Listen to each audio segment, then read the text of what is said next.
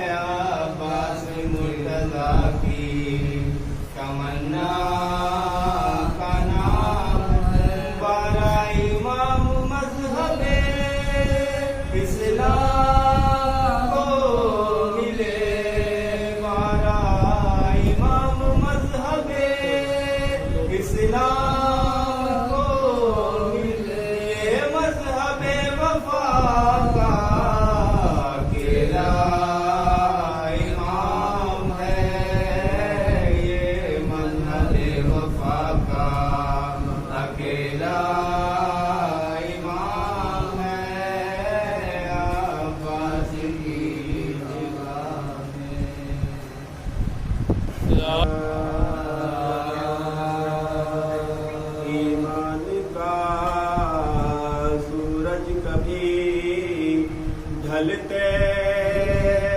نہیں دیکھا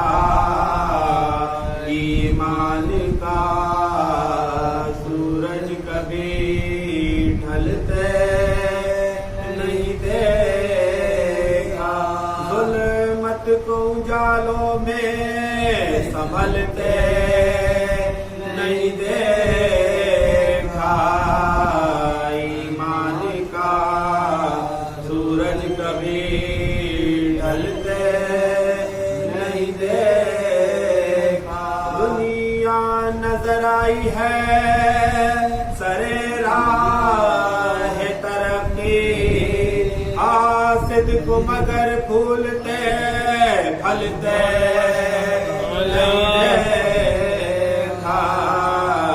ایمان کا سورج کبھی ڈھلتے نہیں دیکھا سرور کی عزاداری سے ٹکرایا ہے جو بھی اس کا کوئی ارمان نکلتے نہیں دیکھا ایمان کا سورج کبھی ڈھلتے جو مجلس شبیر میں سب کچھ ہیں لٹاتے ان کو کف افسوس بھی ملتے نہیں دیکھا ایمان کا سورج کبھی ڈھلتے نہیں دیکھا دریا کی طرف بڑھتی ہو کیوں شام کی فوجوں کیا شیر کو ساحل پہ ٹہلتے نہیں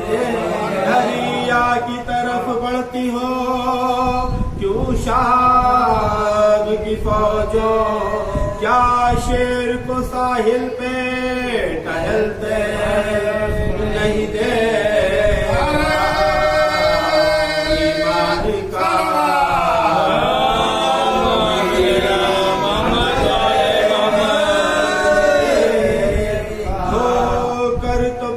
کھاتے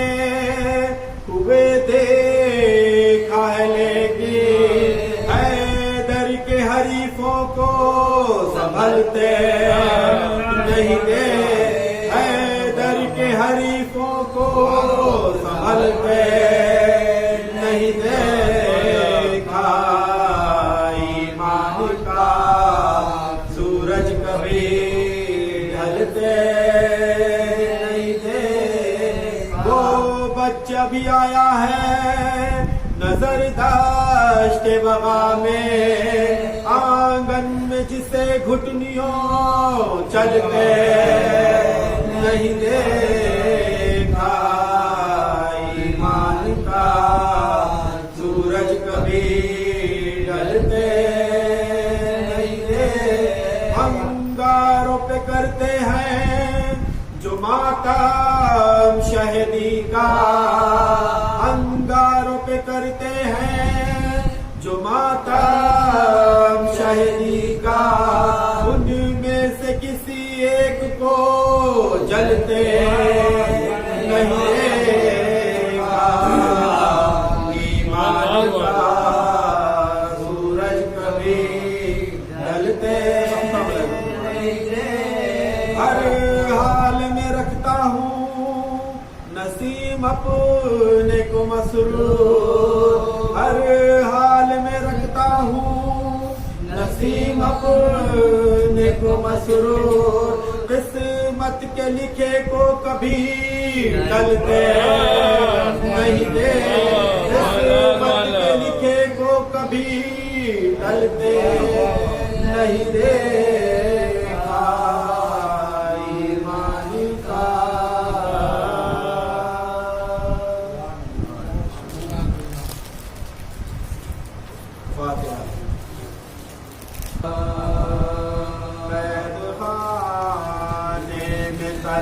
تم ہے کہ نیند آتی ہے قید خانے میں تلا تم ہے کہ نیند آتی ہے دفتر فاطمہ غیر سے ہوئی جاتی ہے کالم میں جو زندان سے گھبراتی ہے بے حواسی سے ہر ایک بار یہ چلاتی ہے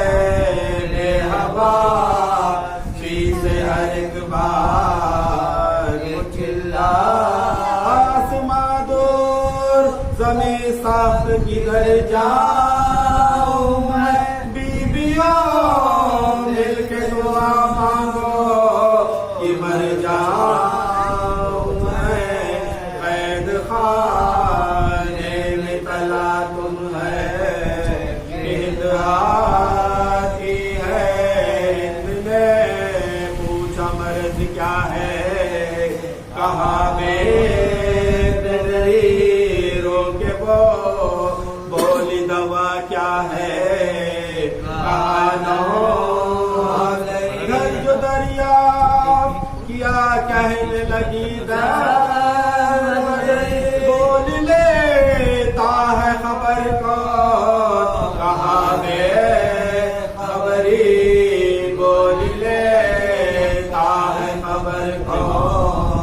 کہا بے کرنے کا سبب پوچھا تو شرمانے لگی تازیانوں کے نشہ پشت پہ دکھلانے لگے میدانے میں تلا تم ہے کی ہے شان زینب پہ نظر کر کے کہا یا داور خلد سے فاطمہ زندان میں آئی دیکھ بانوں کو تو کہنے لگی ہوگا رانی کی شہزادی ہوئی نا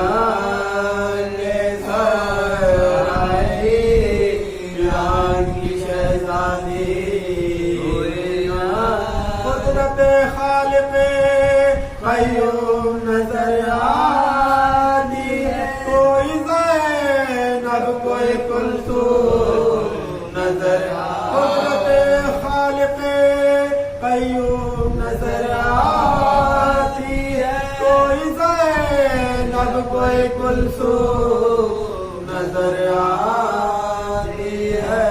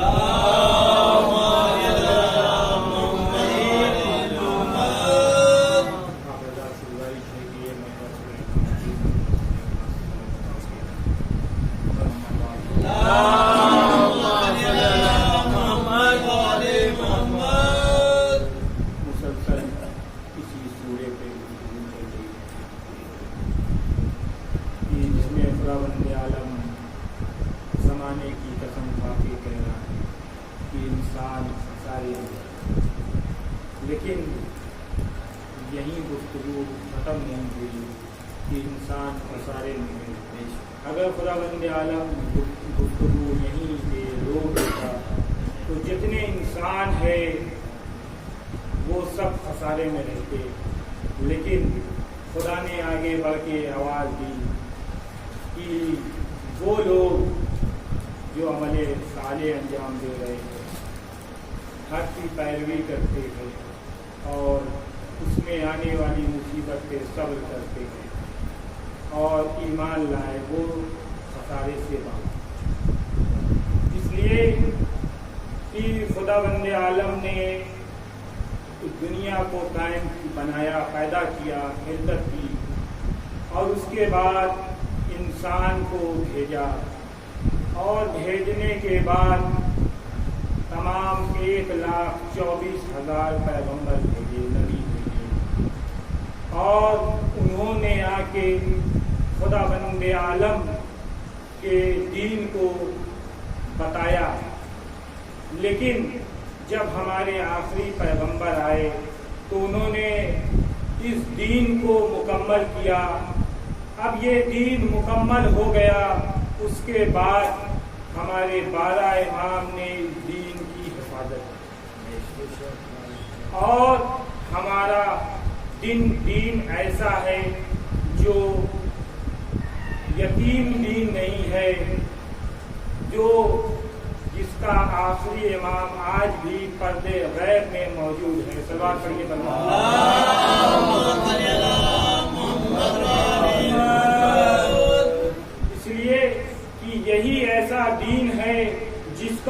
وارث آج بھی ہے،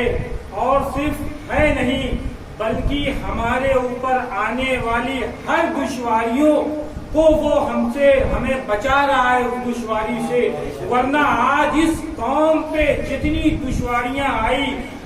تب سے لے کے جب سے کربلا کے بعد سے لے کر آج تک کوئی نہ کوئی کسی نہ کسی طرح سے اس دین کو ختم کرنے کے فراق میں ہے کہ کیسے ہو اس دین کو ختم کر دیا جائے، اس دین کا نام و نشان مٹا دیا جائے۔ لیکن یہ دین کے ہمیشہ حفاظت کرنے والے موجود تھے۔ کبھی امام حسین نے اس کی حفاظت کی، کبھی ان سے پہلے امام حسن نے حفاظت کی، کبھی مولائے کائنات نے حفاظت کی، کبھی چوتھے امام نے حفاظت کی۔ آتے آتے یہاں تک دین پہنچا کہ 11ویں امام نے اس دین کی ایسی حفاظت کی کہ ان کے بعد ہمارا آخری امام آج تک پردے غیب میں ہے اور وہاں سے ہماری حفاظت کر رہا ہے۔ صلوات پڑھیے بر محمد۔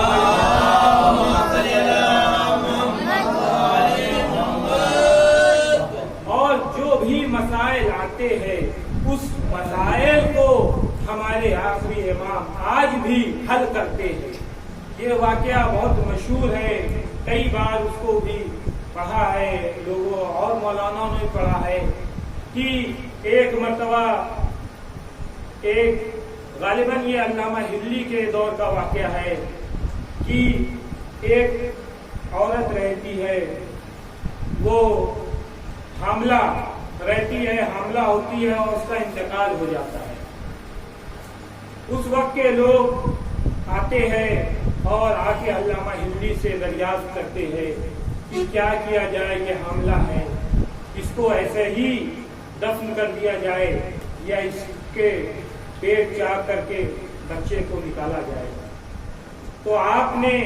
بہت سوچا سمجھا، لیکن اس کے بعد جو فیصلہ کیا کہ اس کو ایسے ہی دفن کر دیا، اس لیے کہ مردے کو تکلیف مزید نہ دی جائے، بچہ اندر مر چکا ہوگا۔ اب یہ علامہ ہلی نے فتویٰ دے دیا، مسئلہ بیان کر دیا اور لوگوں نے اس کو انجام دینا شروع کیا۔ غسل ہوا، اس کی کفن پہنائی گئی۔ اب اس کو لے کے جب قبرستان کی جانب بڑھنے لگے، اچانک اتفاق سے پیچھے سے ایک عرب آتا ہوا دکھائی دیا، اور وہ آنے کے بعد اس نے آواز دی رکو۔ علامہ ہلی نے پیغام بھجوایا ہے کہ اس عورت کو اتارو اور اس کا پیٹ چاک کر کے اس کے شکم سے اس بچے کو نکالو کیونکہ وہ زندہ ہے۔ اب جیسے ہی یہ فرمان لوگوں نے سنا، فوراً اس پہ عمل کیا، اور جب بچہ نکالا گیا تو وہ بچہ زندہ تھا۔ اب لوگوں نے یہ سوچا کہ علامہ ہلی نے یہ فرمان بھیجا ہے تو ظاہر سی بات ہے وہ اتنے بڑے عالم ہے، ان کو اس بات کا علم ہو گیا ہوگا۔ تو پھر اس کے بعد اس کو دفن کر دیا جاتا ہے۔ کچھ عرصے گزر گئے، 5-6 سال۔ اب اس کے بعد یہی بچہ کو لے کے اس کے والد یا اس کے دادا لے کے جب علامہ ہلی کے پاس گئے، اور وہاں جانے کے بعد اس کو پیش کیا تو علامہ ہلی نے پوچھا یہ بچہ کون ہے، یہ فرزند کس کا ہے؟ تو اس کے باپ یا دادا جو تھے انہوں نے بیان کیا کہ علامہ آپ نے پہچانا نہیں، یہ وہی بچہ ہے جس کو آپ نے پہلے فتویٰ دیا تھا، پہلے مسئلہ بیان کیا تھا کہ اس کو دفن کر دو، اس کی ماں کو ایسے ہی بنا بچے کو نکالے ہوئے۔ لیکن بعد میں آپ نے پیغام بھجوایا کہ ایک عرب سے کہ اس بچے اس کی ماں کا کہ شکم کو چاک کر کے اس بچے کو نکال لیا جائے، اور وہ وہی بچہ ہے کہ جب نکالا گیا تو زندہ تھا اور آج اتنا بڑا ہو گیا ہے۔ صلوات پڑھیے بر محمد والا۔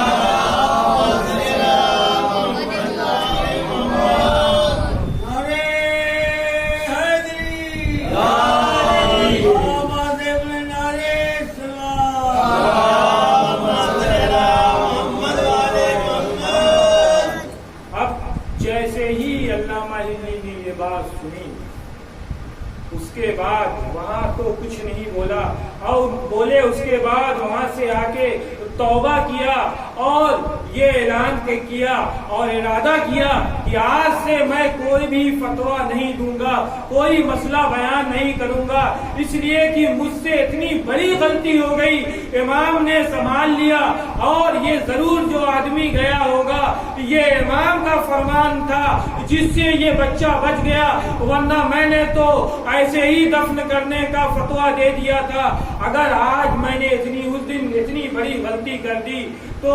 آج سے کبھی اس کے بعد میں نے کوئی غلط مسئلہ بیان کر دیا تو کیا ہوگا؟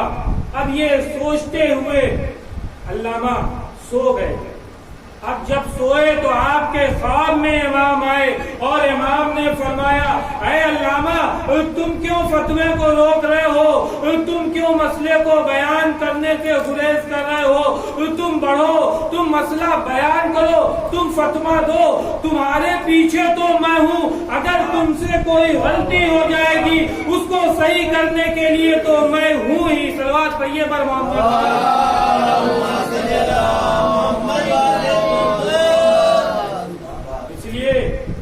یہ ہمارے امام ہے، اس لیے کہ جو عالم دین ہے بہرحال وہ انسان ہے،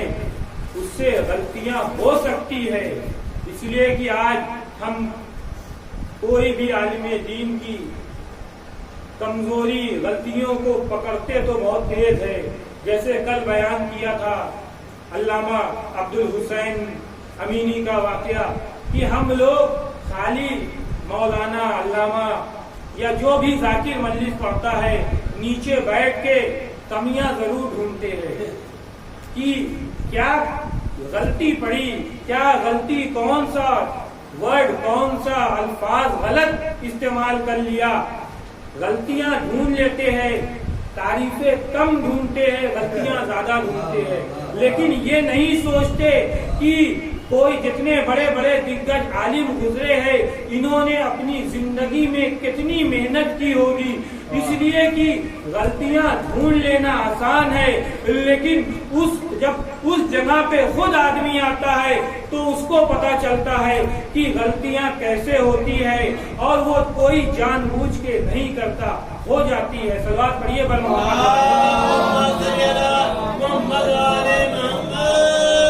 اس لیے کہ اصلاح کرنا بہت اچھی چیز ہے۔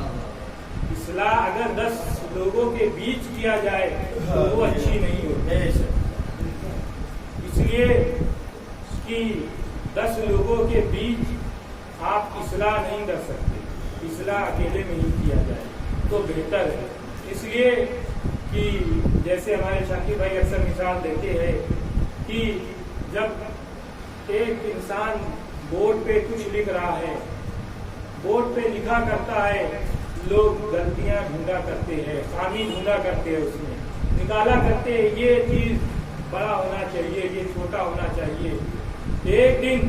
اس نے لکھ دیا، اس نے چاک وہیں رکھا اور کہا جو غلطیاں ہوئی ہے اس کو صحیح کر دو، خود لکھ دو۔ وہ لکھا رہ گیا، کسی کی ہمت نہیں ہوئی وہاں آ کے صحیح کرے۔ صلوات پڑھیے پر محمد۔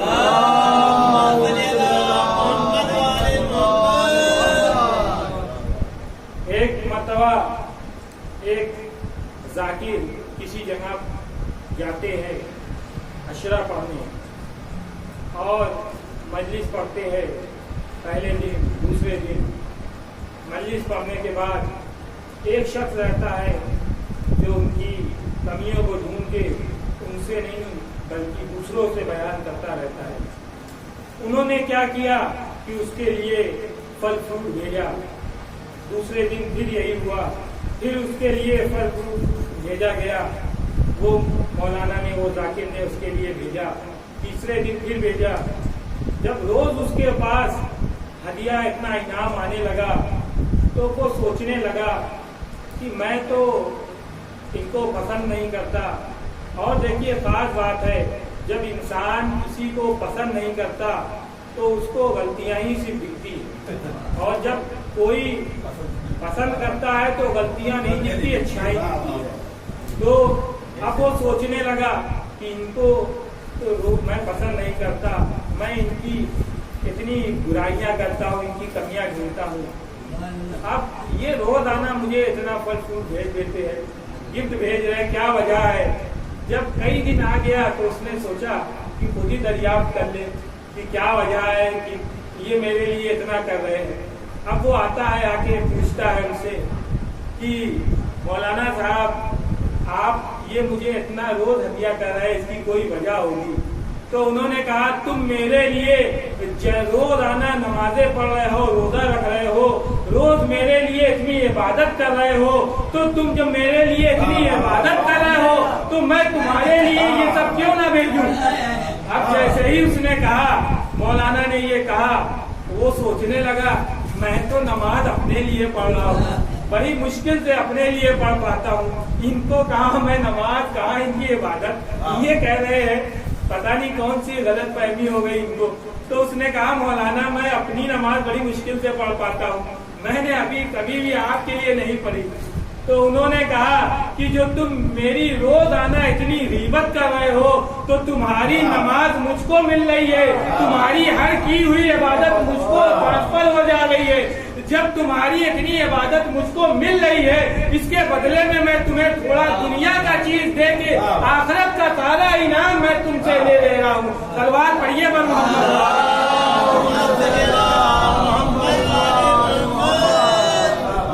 इसलिए ये दुनिया की चीज दी हुई दुनिया में रह जाएगी, लेकिन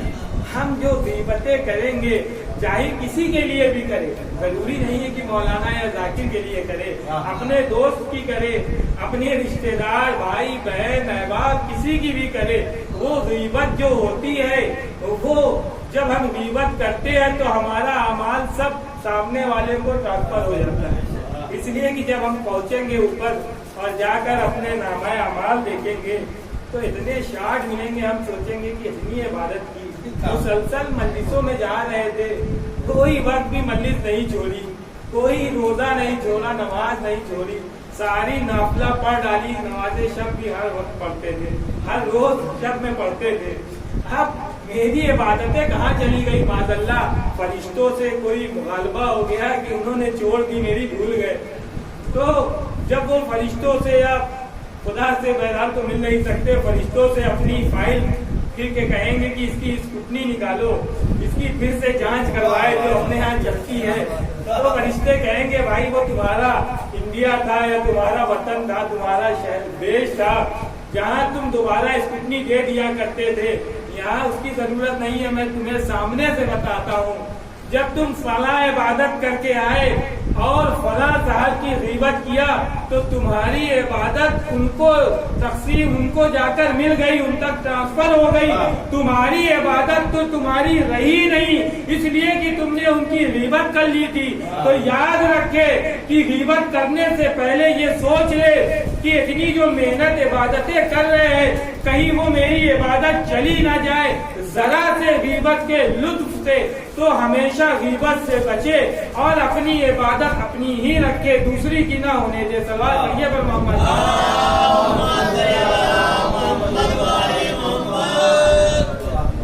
और दूसरी बात, दूसरी सिक्के का पहलू कि कभी अगर सुन ले कि कोई मेरी गीबत कर रहा था तो उससे कभी झगड़ा वगड़ा करने जाना नहीं चाहिए, है कि नहीं? कभी झगड़ा नहीं करने जाना चाहिए, बल्कि सोचना चाहिए कि और हम अच्छा काम करते जाए, तुम गीबत करते जाओ, इसलिए कि जो हम इबादत कर रहे हैं बहरहाल वो तो मेरी है, तुम्हारी इबादत भी हम तक आके मिल जाएगी और हमारे पास एक एक दो हो जाएगा, इसलिए कि हमें पता नहीं कि मेरी कितनी कबूल हुई कितनी नहीं हुई, लेकिन जो तुम्हारी अच्छाइयाँ थी कम से कम वो हमें मिल जाएगी, मिल के कम से कम हम जन्नत के हकदार तो हो जाएंगे और इस दोज़ख से बचे रहेंगे। सलवात पढ़िए बर मोहम्मद।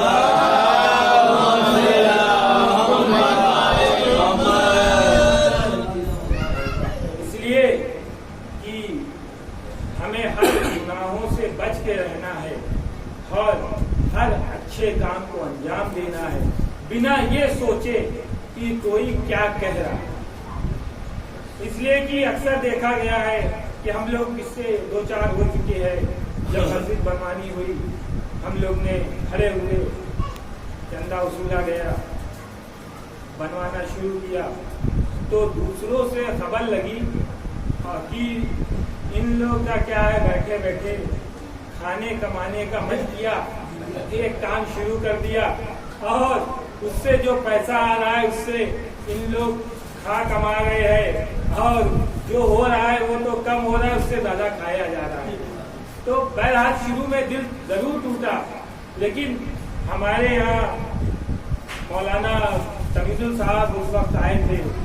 انہوں نے ان سے جب بیان کیا کہ مولانا اتنی محنت تو ہو گئی، بہرحال کیا گیا، لیکن دل ٹوٹ گیا۔ لوگوں نے جب ایسا پیچھے سے کہنا شروع کیا اور ہم لوگ کو خبر لگی تو دل ٹوٹ گیا کہ اتنی محنت کی، لیکن لوگ کیا سوچتے ہیں ہم لوگ کے بارے میں۔ تو انہوں نے یہی جملہ کہا تھا کہ تمہیں اس سے نہیں فرق پڑنا چاہیے کہ کوئی کہہ کیا رہا ہے، تمہیں اس سے فرق پڑنا چاہیے تم کر کیا رہے ہو، کس کے لیے کر رہے ہو۔ اگر تم نے خلوص دل سے خدا کے لیے کیا ہے تو تمہیں فرق ہی نہیں پڑنا چاہیے کہ کوئی کیا کر رہا ہے، تم کار خیر کرتے جاؤ اور پیچھے مڑ کے دیکھو نہیں، اس لیے کہ تمہیں بچانے اور تمہیں دیکھنے والا وہ موجود ہے، وہ دیکھ رہا ہے کہ تم کر کیا رہے ہو، اور ہر چیز کا جزا دینا اس کا کام ہے، نہ کہ وہ کہنے والوں کا کام ہے۔ تلوار پڑھیے پر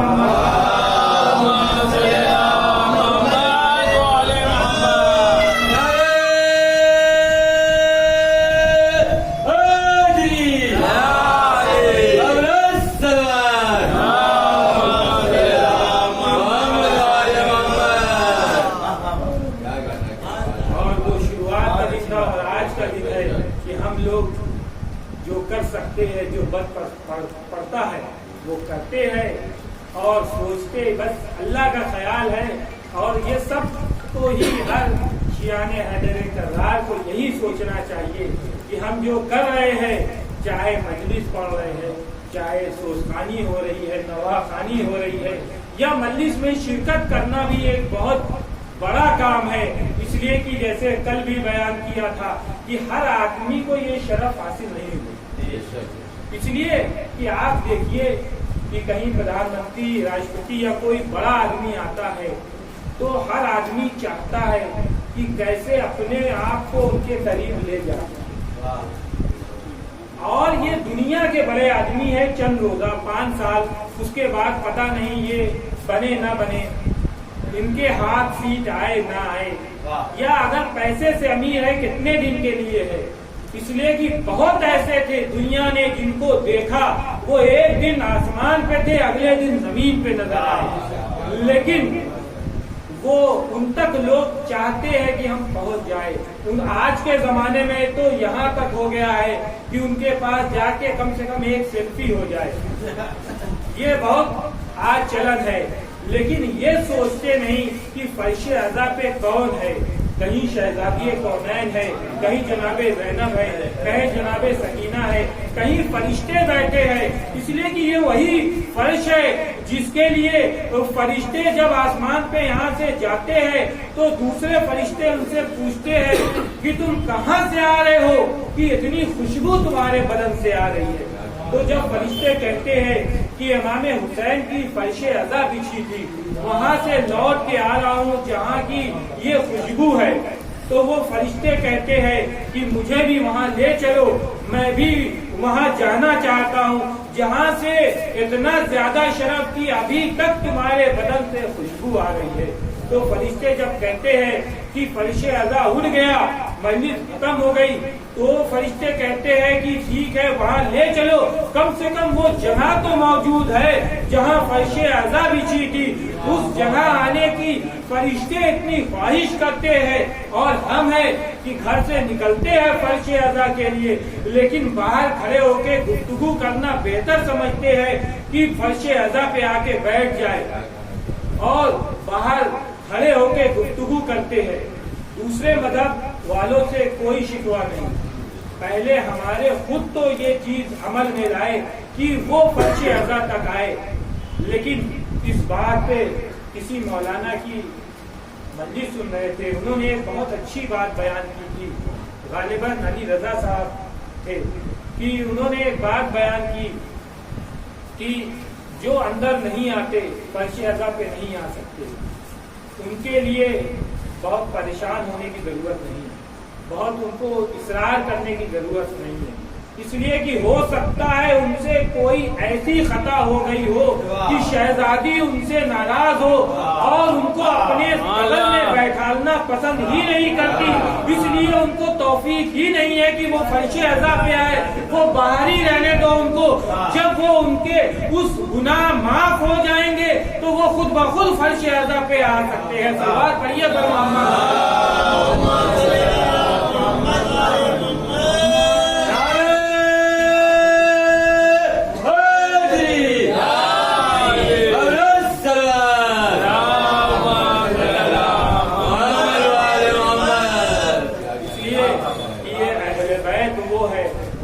نجاست دور رہے، نجاست ان تک آ نہیں سکتی،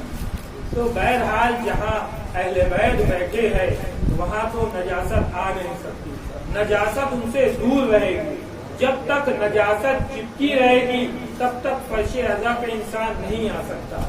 اور جس وقت نجاست ان سے دور ہو جائے گی، چاہے وہ نجاست جسمانی ہو چاہے دلی نجاست ہو، جب تک ان سے دور نہیں ہوگی ان کو توفیق نہیں ہوگی کہ وہ فرش عزا پر آ سکے۔ صلوات پڑھیے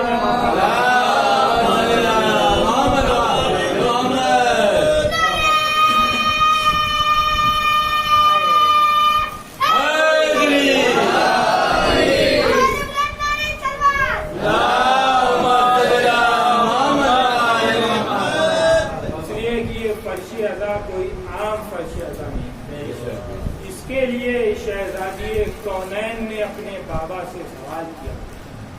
کہ جب حضرت جبریل نے آ کر رسول خدا سے کربلا کا واقعہ سنایا، تب رسول خدا نے مولائے کائنات کو بلایا اور بلانے کے بعد کہا، اے علی فاطمہ کا بازو پکڑ لو، اب میں اپنی بیٹی کو کربلا کا واقعہ بتانے والا ہوں، حسین کے بارے میں بتانے جا رہا ہوں، شاید میری بیٹی اس کو برداشت نہیں کر پائے گی۔ ہاں زادارو، جب رسول خدا نے کربلا کا واقعہ بیان کیا ہے، ہاں شہزادی بے ہوش ہو گئی اور جب غش سے آنکھیں کھولی تو اپنے بابا سے ایک سوال کیا تھا کہ اے بابا، جب یہ واقعہ ہوگا تو کیا آپ موجود ہوں گے؟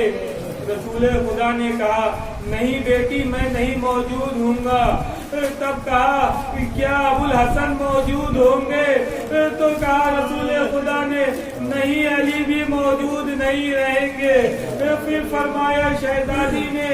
کیا میں رہوں گی؟ تو رسول خدا نے کہا کہ نہیں بیٹی تم بھی نہیں رہو گی۔ پھر شہزادی نے فرمایا ارے بابا کیا میرا بیٹا حسن رہے گا؟ رسول خدا نے کہا نہیں بیٹی حسن بھی نہیں ہوں گے۔ ارے ایک مرتبہ شہزادی کونین تڑپ جاتی ہے اور تڑپ کے فرماتی ہے اے بابا جب کوئی نہ رہے گا تو میرے لال حسین پہ روئے گا کون؟ اس وقت رسول خدا نے یہی فرمایا تھا کہ اے بیٹی خدا بندے عالم ایک قوم کو پیدا کرے گا، ارے جس کا بزرگ حسین کے بزرگوں کا ماتم کرے گا، جس کا جوان حسین کے جوانوں پہ ماتم کرے گا، ارے جس کے بچے حسین کے بچوں پہ ماتم کریں گے۔ ارے شہزادی کونین نے پھر کہا اے بابا آپ کیا دیں گے؟ اے علی مرتضیٰ آپ کیا دیں گے؟ اے حسن بیٹا تم کیا دو گے؟ جب سب نے وعدہ کر لیا تب شہزادی کونین نے ایک وعدہ کیا تھا کہ اے بابا جب میرے حسین پہ ماتم کرنے والا آدمی آخری آدمی بھی جنت میں نہیں چلا جائے گا تب تک میں جنت میں قدم نہیں رکھوں گی۔ ہاں زادارو اپنی منزلیت کو پہچانیے کہ آپ کون ہیں، آپ کے کے لیے شہزادی کونین نے دعا کی تھی کہ میرے عزادار جب تک جنت میں نہیں چلے جائیں گے تب تک میں جنت میں نہیں جاؤں گی. ہاں لیکن ہمارا بھی کچھ فرض ہے کہ ہم کیا کریں. ہم جیسے اہل بیت نے کہا ہے کہ میرے عزادار کیسے ہونا چاہیے ہم کو ویسے بن کے عزادار بننا چاہیے. تب جس میں جب ہم پہنچے تو شہزادی خوش ہو ہم سے اور کہے ہاں میرا عزادار ہے. ہاں عزادارو اس فرش عزا کے لیے شہزادی کونین نے ہم کو مانگا تھا. ہاں یہ فرش عزا یہ وہی فرش عزا ہے جس کو جناب زینب نے شام میں بچھایا جب یزید نے کہا کہ آپ چاہے یہاں رہے چاہے مدینے چلے جائے. جناب زینب نے کہا اے بیٹا سجاد یزید سے کہہ دو کہ ایک گھر کو خالی کرا دے. جب سے میرا بھائی شہید ہوا ہے میں نے کھل کے ماتم نہیں کیا. میں کھل کے ماتم کر سکوں. ہاں عزادارو یہ ایک گھر خالی کرایا گیا. ہاں ماتمیں برپا ہوئی. لوگ آنے لگے پرسہ دینے کے لیے. جب عزا ہونے لگی جب مجلس برپا ہو گئی تو شہزادی جناب زینب نے کہا اے بیٹا سید سجاد اے بیٹا سید سجاد ارے ظالم سے یہ کہو کہ میرے شہیدوں کے سر واپس بھیج دے. ہاں لوگ غضب ہو گیا. عزادارو ایک سر آنے لگا. کبھی جناب قاسم کا سر آیا. ارے ام مروہ نے آگے بڑھ کے لے لیا. ارے کبھی جناب علی اصغر کا سر آیا. جب جناب علی اصغر کا سر آیا تو وہاں کی عورتوں نے دیکھ کے کہا ارے یہ معصوم کی ماں ہے. جناب عوام نے آگے بڑھ کے لیا. ہاں یہ میرا بیٹا ارے جو کربلا میں 6 ماہ کا تھا ظالموں نے اس کو پانی دینے کے بجائے تیر سے شہید کر دیا. انا للہ و انا الیہ راجعون. رضن دے قضائے تسلیم اللہ. انا للہ و انا الیہ راجعون.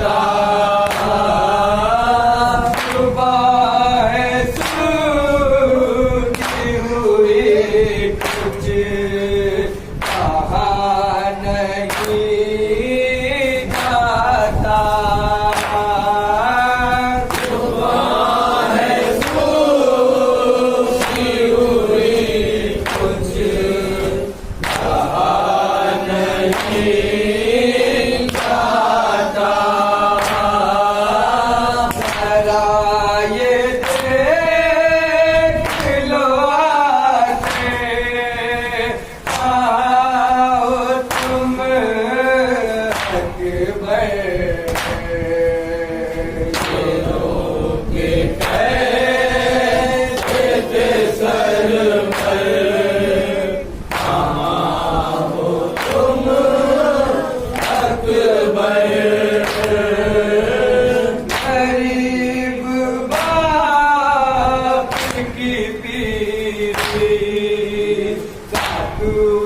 सहारा है गरीब खातिर की पीछे साधु सहारा है तुझे तो नाज़ों से साल पाला है तुझे तो नाज़ों से साल पाला है मैं आज खाता हूँ ठोके तुम अकबर के